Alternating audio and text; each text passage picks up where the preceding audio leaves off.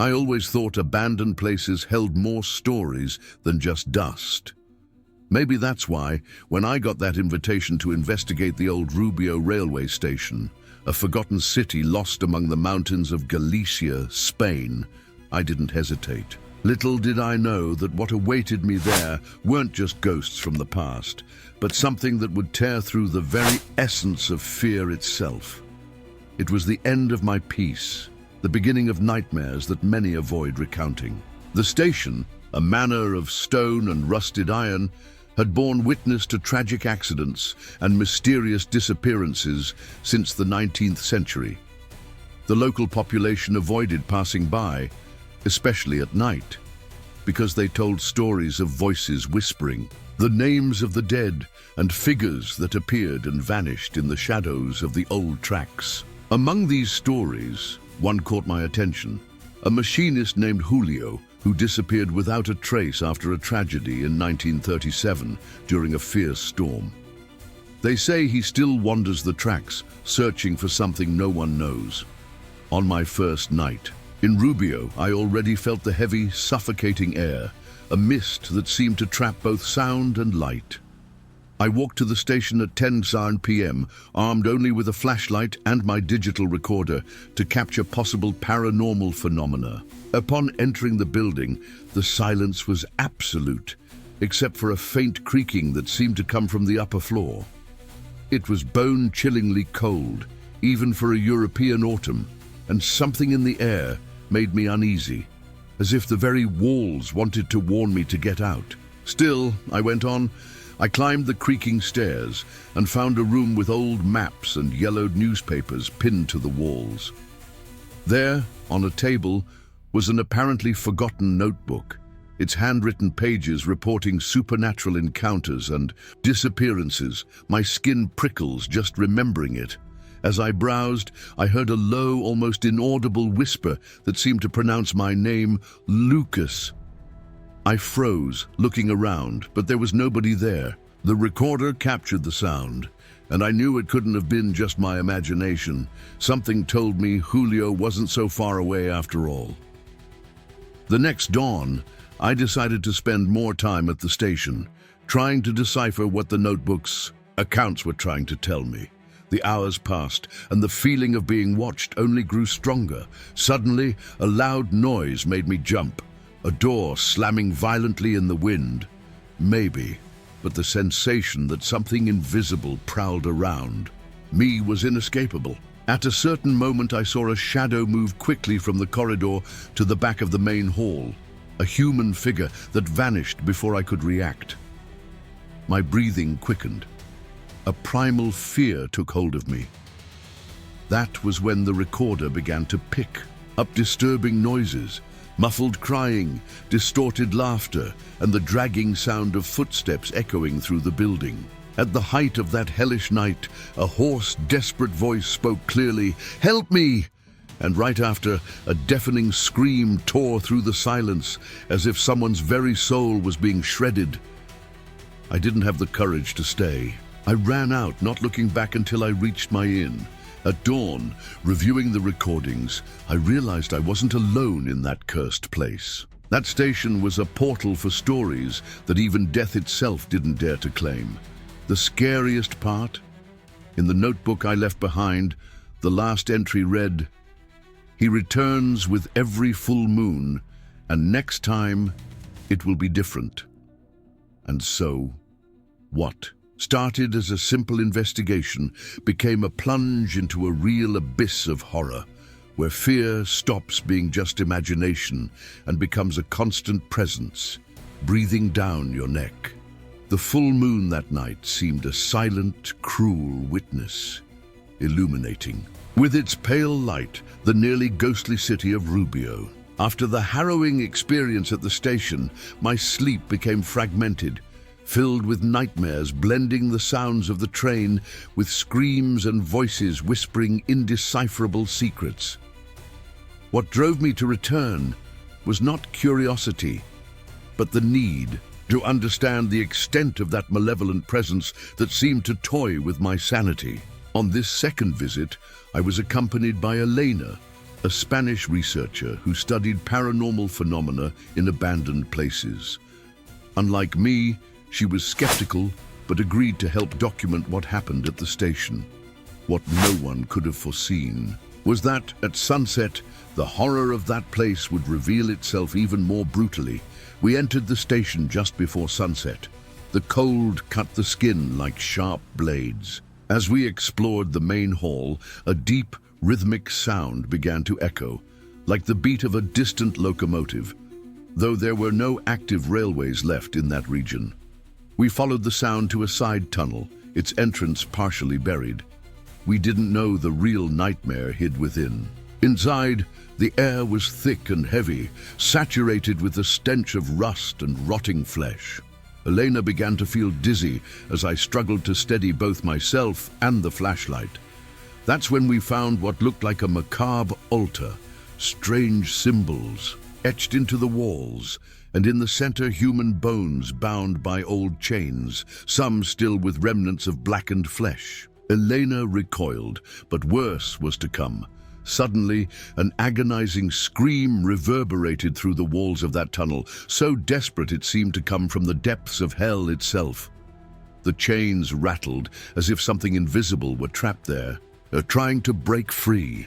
I felt a cold hand grip my arm tightly and, looking at Elena, saw her eyes completely white and hollow, as if a dark force had possessed her.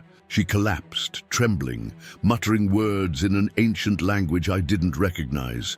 I managed to drag her out of the tunnel in haste, but her transformation had already begun. Over the following nights, Elena became increasingly odd, her gaze fixed on invisible points, her voice laced with whispered threats. One dawn, she vanished from our apartment, leaving behind a trail of blood and one last message scratched onto the wall with her own nails. He comes back for more. From then on, I understood that the evil haunting the station was not restricted to that physical space. It was an entity feeding on fear and despair, requiring bodies to manifest in the realm of the living. The local community wasn't naive. They avoided the station so as not to become victims of what they called the Reaper of the Mist. Now, I had to decide whether to continue investigating this entity or flee before it was too late. But before making this choice, I want to hear from you. Have you ever felt a presence that seemed to want more than just to frighten? Have you ever felt watched or even touched by something invisible? Tell me in the comments, because sharing these moments can be more powerful than you imagine and may even help us understand this kind of evil. Oh, and if you're enjoying this kind of story, subscribe here on the channel so you don't miss any supernatural investigations guaranteed to give you chills to the bone. After Elena's disappearance, I was alone, but I never felt safe. Every shadow seemed to carry a sinister whisper. Every night sound a reminder of the entity that now seemed closer than ever. I decided to return to the station, even knowing I was walking into a trap.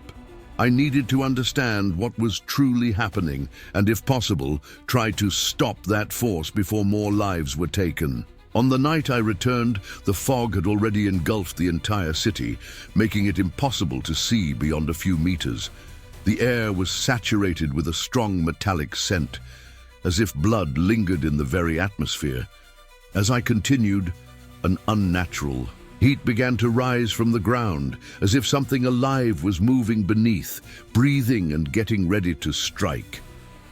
Upon approaching the entrance to the side tunnel, I heard a faint, almost inaudible sobbing, mixed with the sound of chains dragging along the floor.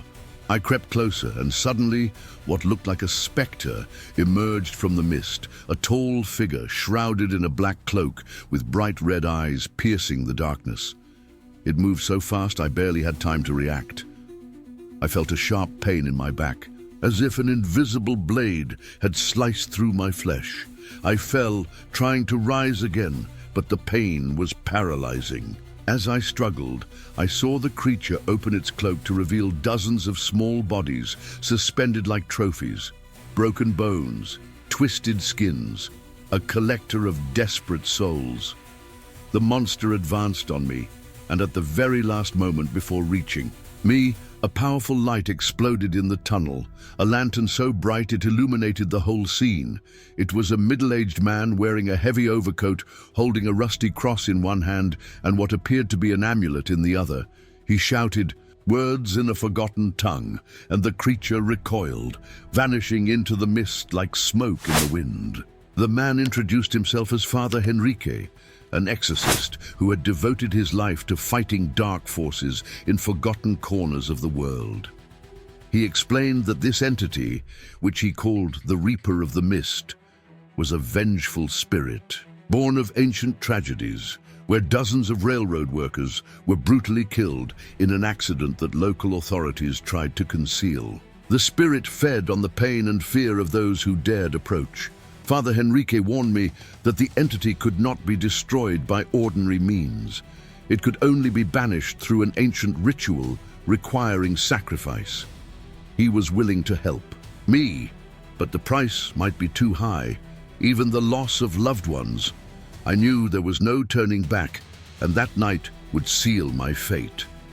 Before we set off, Father Henrique asked me to tell you, the viewers, have you ever felt that odd sensation that something invisible is draining your energy, or been in a place that seemed alive and hostile, as if it were breathing malice? Write your strangest and most unexplainable moment in the comments, because fear is something only those who face it can understand. And here, this community is our fortress against the unknown. If you're enjoying it so far, don't forget to like and subscribe to see what's coming next, because the next stories will blow your mind and maybe even test your courage. The ritual Father Henrique proposed was as complex as it was terrifying. It would require 3 consecutive nights in the epicenter of the mist, where the Reaper manifested most strongly. I had to be prepared for the worst and accept that I might not come out alive. On the first night, I already felt the spirit's weight. The mist seemed to pulse around me, thick with whispers and muffled cries that invaded my mind. Breathing grew heavy, almost suffocating, as if the air itself was being drained. During the ritual, Father Henrique used prayers and ancient symbols while I gripped the amulet he had given me. But the creature would not yield and began to manifest in ever more grotesque forms. Pulsing eyes opened on the walls, spectral hands reached for my soul, and the ground beneath our feet appeared to split into black, fiery chasms. On the second night, the entity wounded Enrique. His hand was scored with deep cuts, bleeding a black substance as if evil itself flowed through his veins. But the worst was yet to come. On the final night, the Reaper played its last card. It invaded the site with supernatural force, breaking through the protective circle and attacking mercilessly. Father Henrique fought with all his faith and strength, but was dragged into the shadows, his scream echoing until it faded away. I was left alone, surrounded by mist now alive, squeezing my chest and suffocating my soul. I saw fallen bodies around me, faces twisted in agony, as if each victim was a cruel reminder of the fate awaiting me. In the depths of despair, the amulet in my hand began to shine with a brilliant white light, burning away the darkness and searing the shadows surrounding me. The mist howled, a terrible sound that seemed to rip through the fabric of reality. The entity retreated, leaving behind an absolute silence. When the light finally faded, I was exhausted but alive. Father Henrique did not return. A few days later, the mist vanished along with the terror that plagued the town. But I know the Reaper never truly died. He merely waits for his next victim, lurking in the broom, ready to claim more desperate souls.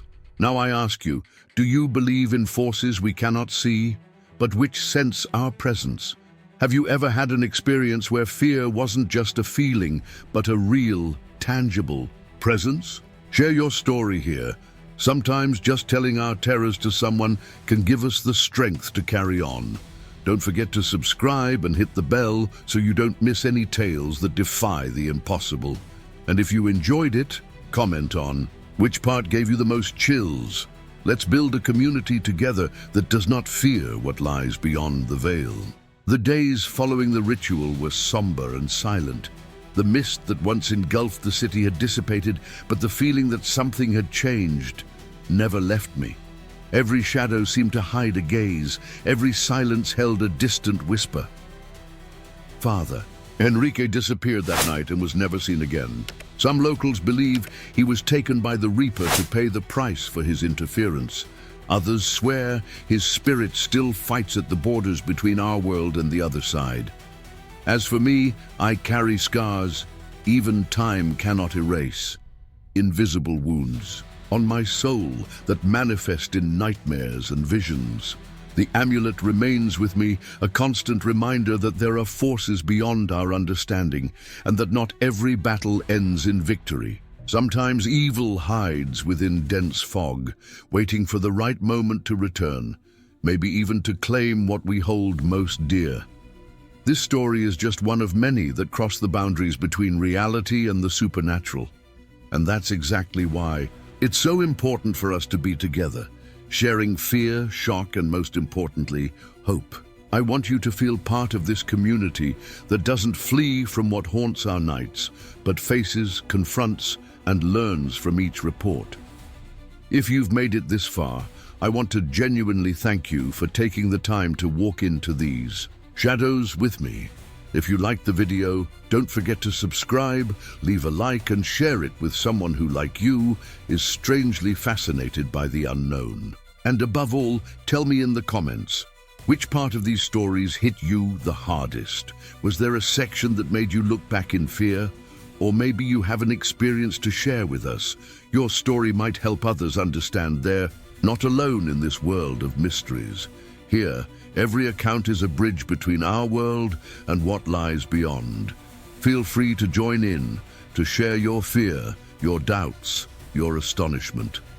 I'll see you in the next video, ready to uncover more secrets, and perhaps to find the courage we never knew we had. Until then, take good care of your nights, because sometimes true horror lives in silence.